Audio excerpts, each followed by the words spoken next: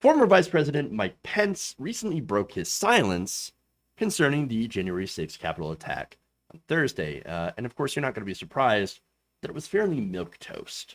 Now, he did this before a Republican Party event at the DoubleTree Hotel in Manchester. Here's what he said, quote, January 6th was a dark day in the history of the United States. But thanks to the swift action of the U.S. Capitol Police and federal law enforcement, violence was quelled. And, of course, the violence he's referring to is from the right wing, the far right. He says the Capitol was secured, and that same day, we reconvened Congress and did our duty under the Constitution and the laws of the United States. So now his role, of course, was to certify the election. And mainly it was ceremonial. I mean, whether he did so or not really wouldn't have affected the outcome. But if you ask Donald Trump, if you ask QAnon, if you ask the Trump supporters, they believe that Mike Pence could have single-handedly refused to certify and therefore made sure that Trump stayed in power. I mean, it is a gross, to say that it's a gross misunderstanding of the powers of the vice president and the duties of the vice president. It's pretty much an understatement, okay? To say that Pence had the power to overturn the election is ridiculous. 100% ignorant. Donald Trump was president for 4 years.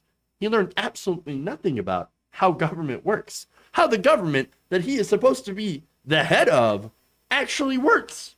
He didn't know his own job, much less anybody else's.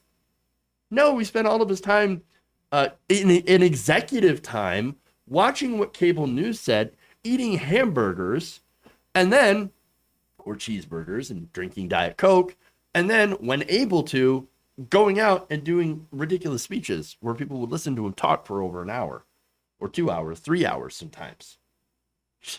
Absolutely ridiculous. But anyway, here's what Pence said. Pence continues by saying, you know, President Trump and I have spoken many times since we left office, and I don't know if we'll ever see eye to eye on that day. You know, the day that he made it so that people would threaten Mike Pence. Again, there were people in the Capitol building that were chanting, hang Mike Pence. As a result, and like after seeing Trump's tweets about Mike Pence, oh, but we didn't see eye to eye. Dude almost had you murdered. What a weak individual. What a sad, pathetic individual. My God. But then he said this, I will always be proud of what we accomplished for the American people over the last 4 years. Yes, what you accomplished. You drove the country further into the arms of conspiracy theorists, the Republican Party. And, well, you know, you did cut taxes for the donors, for the corporations. I guess you should be proud of that. Went after punished immigrants, went after women. So, you know, of course, somebody like Mike Pence loves that. If you care about, you know, pleasing your donors and getting paid, well, then I guess you'll be pretty happy with the Trump administration. Mike Pence. Mike Pounds. God, pathetic. Pathetic. Now, Business Insider, again, this is a Republican group, right? So now that crowd broke into applause after that. But Business Insider reporter Jake LaHoot, whose remarks the reporter said that those remarks had changed the tone of the evening. Quote, there was almost a palpable shock in the room when Pence mentioned January 6th. The vibe got much quieter since Pence had brought it up. I wonder why. Well, that's kind of curious. Maybe it's because, I don't know, the people in the room might have believed that it was, that the January 6th was like what? Antifa super soldiers?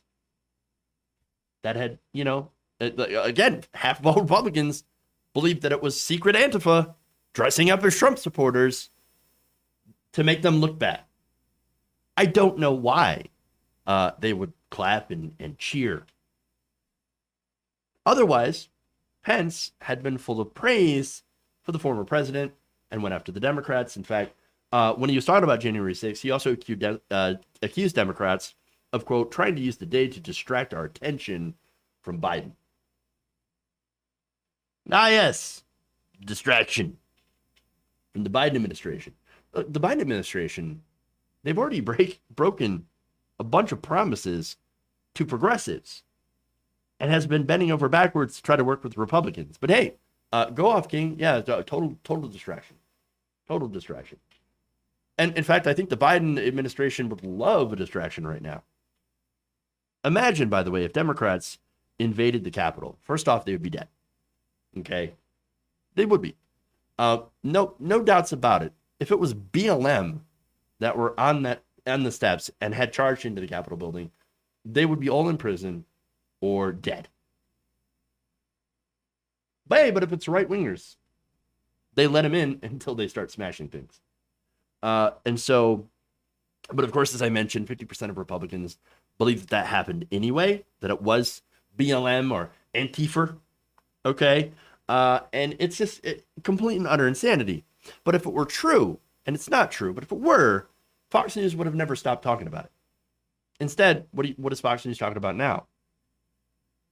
Biden's dog, Dr. Seuss, Chick-fil-A, running out of sauces. And that is somehow Joe Biden's fault. That's what they're talking about right now. So, I don't know. It kind of feels like the Republicans are the ones that want the distraction. Okay? Ridiculous, right? And the reason, of course, their attacks on Biden are not landing is because Biden has been trying and going out of his way to be incredibly conciliatory towards conservatives because he himself is fairly conservative. Again, let me point out a couple of examples, right? Joe Biden's given more money to the police during a time of where a lot of progressives have been calling to defund the police. Not only that, but the Biden administration has been wanting to give more money to the military, doing more deportations, using Donald Trump's pandemic rules. And by the way, the newest development here, the Biden administration is considering allowing the Trump tax cuts for corporations to stay in place when it comes to dealing with infrastructure. So, yeah, there's not much for them to really complain about other than bullshit culture war issues. So they, of course, straw man. You see all the tweets and all the, all the commentary from conservatives. Oh, Biden, he's a socialist. He's a secret communist. He's being controlled by the very far left. Yes, those far left communists and the Chinese Communist Party and AOC and Bernie. Yeah, those are the people that are controlling Joe Biden. No.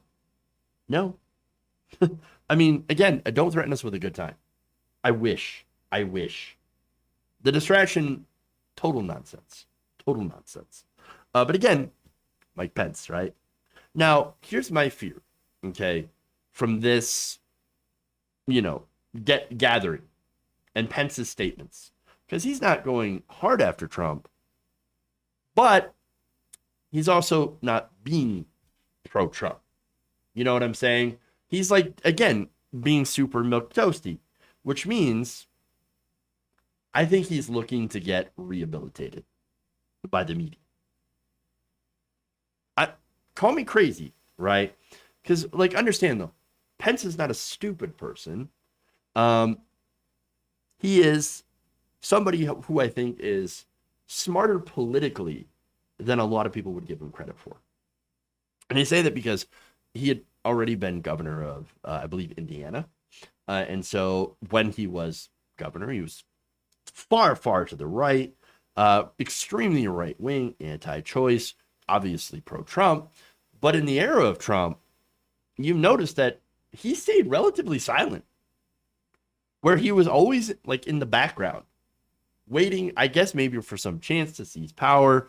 And he was basically ignored for most of the 4 years, and then comes out and finally says something super mild and oh, we don't see eye to eye, but also Democrats bad and January 6th bad, Democrats bad. So I think he's like trying to walk the line, you know, trying to please both sides. You got the base and you got the establishment. And I think it's probably him trying to set himself up for maybe some sort of future political aspiration. That's just me. The thing, of course, is that the base already hates him. Again, hating Mike Pence, which is what they were chanting. And so I don't exactly know how that's going to go. Do Republicans have short memories? I mean, we're going to have to see. But I see him being, he's trying to be rehabilitated. And that's my worry, is that it's actually going to work. After all, I mean, he's not Trump, right?